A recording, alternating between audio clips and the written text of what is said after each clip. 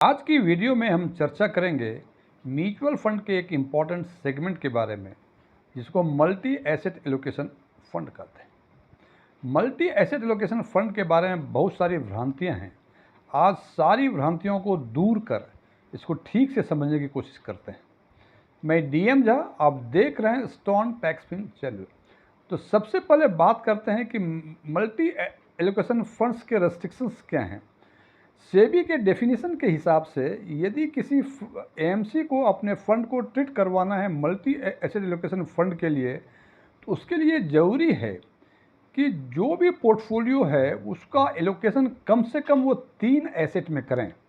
और ये 3 एसेट सामान्य तौर पे इक्विटी, डेट और गोल्ड या कमोडिटी में होता है। ये मैं सामान्य तौर पे कह रहा हूँ, इसके अलावा भी कई सारे एसेट क्लास हैं, लेकिन नॉर्मल कोर्स में जो म्यूचुअल फंड इन्वेस्टमेंट करते हैं मोस्ट ऑफ द पोर्टफोलियो का पोर्शन वो इक्विटी, डेट और गोल्ड या कमोडिटी में इन्वेस्ट करते, एलोकेट करते हैं। दूसरा रेस्ट्रिक्शंस है कि हर एक एसेट क्लास में कम से कम पोर्टफोलियो का 10% एलोकेशन होना जरूरी है। तो दो बातें हुई, यदि कोई fund multi asset allocation fund कहलाता है तो उसमें निश्चित रूप से जो पोर्टफोलियो का एलोकेशन होगा कम से कम 3 एसेट्स में होगा, 3 से अधिक हो सकता है, और हर एक एसेट में कम से कम 10% पोर्टफोलियो का एलोकेशन होना जरूरी है। अब हम बात करते हैं कि ये म्यूचुअल फंड एक्चुअली ऑपरेट कैसे करता है। के लिए कि आज के दिन में कोई particular multi asset allocation fund है जिनका इक्विटी में एलोकेशन 60% है, डेट में 25% है और गोल्ड कमोडिटी में 15% है। और यदि मार्केट अब बुलिश फेज में इंटर कर गया, फंड मैनेजर को ये लगता है कि ये मार्केट बुलिश फेज में इंटर कर गया है और इक्विटी का वैल्यूएशन ओवर वैल्यूड हो गया है, तो वो अपने फाइनेंशियल विजडम के हिसाब से हो सकता है कि इक्विटी का जो 60% था एलोकेशन उसको 45% कर दे, कम कर दे। डेट में जो 25% था उसको 35% कर दे और गोल्ड कमोडिटी में जो 15% था उसको बढ़ा के 20% करते। ये तब जब फंड मैनेजर को लगे कि market over valued, market means stock market over valued हो गए हैं। अब हो सकता है कि स्टॉक मार्केट अंडर वैल्यूड भी हो, फंड मैनेजर को लगता है कि अंडर वैल्यूड है, काफ़ी सस्ता हो गया है, तो हो सकता है कि फंड मैनेजर जो ओरिजिनली 60% एलोकेशन था इक्विटी में उसको बढ़ा के 70% कर दे, डेट में जो 25% था उसको कम करके 20% कर दे और गोल्ड कम्युनिटी में जो 15% था उसको कम करके 10% कर दे। ये डिपेंड करता है कि ओवर वैल्यूड या अंडर वैल्यूड कब समझता है उस पर्टिकुलर म्यूचुअल फंड का फंड मैनेजर। तो इस तरह से ऑपरेट होता है मल्टी एसेट एलोकेशन फंड, और आप जब इन्वेस्ट करते हैं तो आपके पैसे भी इसी तरह से एलोकेट होते हैं। इसकी बातें करते हैं। अब इसके एडवांटेज क्या क्या है। सबसे पहला एडवांटेज है इसका डाइवर्सिफिकेशन, और हालांकि डाइवर्सिफिकेशन म्यूचुअल फंड का भी एडवांटेज है, लेकिन म्यूचुअल फंड के क्लास में सबसे अधिक एडवांटेज डाइवर्सिफिकेशन का मल्टी एसेट एलोकेशन भी है, फंड में ही है।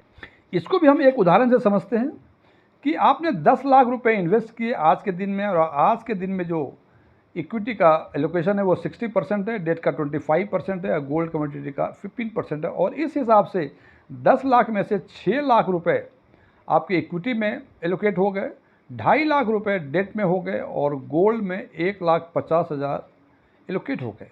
और आपके इन्वेस्टमेंट करने के बाद फंड मैनेजर को लगता है कि अब मार्केट चला गया बेयरिश फेज में और इक्विटी 20% डाउन हो गया, जबकि डेट 7% अप हुआ, और निश्चित रूप से इक्विटी 20% डाउन गया है तो गोल्ड अप जाएगा और गोल्ड 18% अप गया। तो इससे क्या होता है कि जो इक्विटी में आपकी 6 लाख रुपए लगी हुई थी वो कम होकर 4,80,000 रुपये हो गए।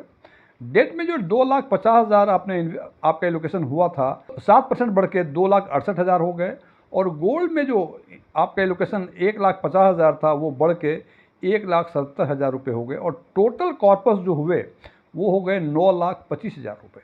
अब देखें कि आपका ओरिजिनल इन्वेस्टमेंट था 10%, इक्विटी मार्केट डाउन हुआ 20%, और 20% डाउन होने के बाद जो आपका कॉर्पस है वो 9,25,000 रुपये है। यानी इक्विटी मार्केट जो डाउन हुआ वो 20% से हुआ, जबकि आपका पोर्टफोलियो 7.5% यानी 10 लाख रुपए का में से केवल 75,000 रुपये कम हुए और वो 9,25,000 रुपये हुए। यानी आपके पोर्टफोलियो में जो डाउन हुआ है वो केवल 7.5% ही हुआ है। ये सबसे बड़ा एडवांटेज है। दूसरा एडवांटेज है इसकी वोलेटिलिटी। इक्विटी मार्केट 30%, 20%, 40% डाउन जा सकता है, लेकिन मल्टी एसेट एलोकेशन फंड इतना नीचे कभी नहीं जाता। ये सबसे बड़ा एडवांटेज। जैसे आपने ऊपर के एग्जाम्पल में देखा कि इक्विटी मार्केट 20% का हमने डाउन का एग्जाम्पल लिया हुआ है, जबकि आपका मल्टी एसेट एलोकेशन फंड में जो इन्वेस्टमेंट था उसमें केवल 7.5% की ही गिरावट देखी गई।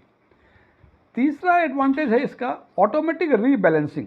ऑटोमेटिक रीबैलेंसिंग का मतलब इसमें आपको नहीं सोचना पड़ता है कि मार्केट बेरिश फेज में गया, मार्केट बुलिश फेज में है, कब रीबैलेंस करना है, कब कम करना है। ये फंड मैनेजर अपने आप ही सोचता है। ओवर वैल्यूड होता है तो उसको कम कर देता है, अंडर वैल्यूड होता है तो उसको बढ़ा देता है।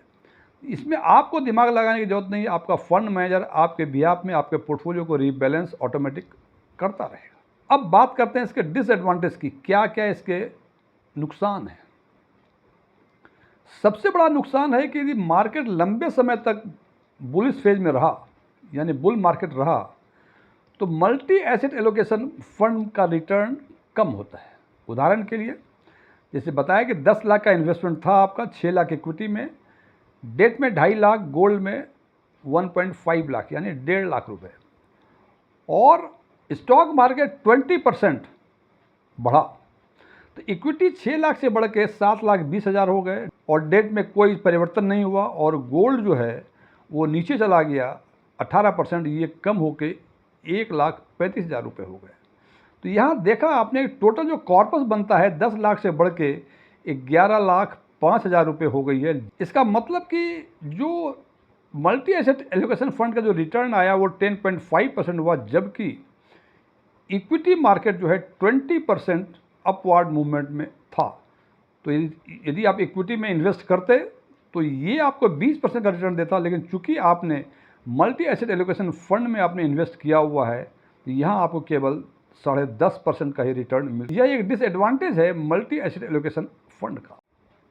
दूसरा डिसएडवांटेज है इसकी स्टडी समझना काफ़ी मुश्किल है। मल्टी एसेट एलोकेशन का हर एक फंड का जो पोर्टफोलियो एलोकेशन होता है वो अलग अलग होता है। हो सकता है कि किसी पार्टिकुलर म्यूचुअल फंड का इक्विटी में एलोकेशन 70% हो, वहीं मल्टी एसेट एलोकेशन फंड का ही है जो कि इक्विटी में लिक्विड उन्होंने 40% किया है। तो कहाँ 40%, कहाँ 70%, और इसकी स्ट्रेटजी काफ़ी डिफरेंट है। तो ये समझना काफ़ी मुश्किल है कि किस फंड में हम इन्वेस्ट करें जिसमें इक्विटी का एलोकेशन अधिक होगा या कम होगा, ये समझना थोड़ी दिक्कत है।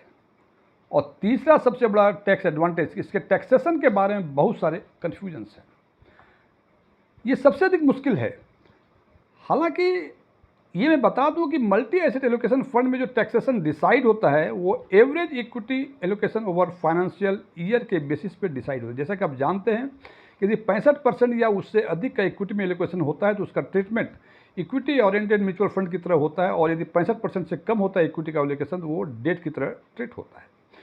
तो ये समझना काफ़ी मुश्किल है, बिकॉज ये एक वर्ष में कई बार ये 65% से ऊपर या 65% से नीचे आ सकता है। आज के दिन में करीब 36 मल्टी एसेट एलोकेशन फंड्स हैं। मैंने उनमें से कुछ फंड्स के तो जुलाई 2026 का जो फैक्ट शीट देखी हमने, उसमें हमने देखा कि कुछ म्यूचुअल फंड जैसे HDFC, निपॉन, टाटा का multi asset allocation fund, quant, SBI, DSP, Invesco, ICICI, ये सारे म्यूचुअल फंड जो हैं मल्टी एसेट एलोकेशन फंड के, ये नॉन इक्विटी बेस्ड हैं, यानी इनका जो इक्विटी में एलोकेशन है वो 65% से कम है, और इनका ट्रीटमेंट जो होगा वो डेट म्यूचुअल फंड के हिसाब से होगा। जबकि वहीं UTI, कोटक, एक्सिस और बहुत सारे फंड होगा, सब फंड का हमने देखा नहीं, ये इक्विटी ओरिएंटेड म्यूचुअल फंड की तरह ट्रीट होंगे, बिकॉज कि इसमें जो इक्विटी का एलोकेशन है, ये मैं जुलाई 2026 के फैक्ट शीट के हिसाब से बता रहा हूँ, ये 65% से अधिक है, यानी इसमें जो टैक्स का ट्रीटमेंट होगा वो इक्विटी ओरिएंटेड म्यूचुअल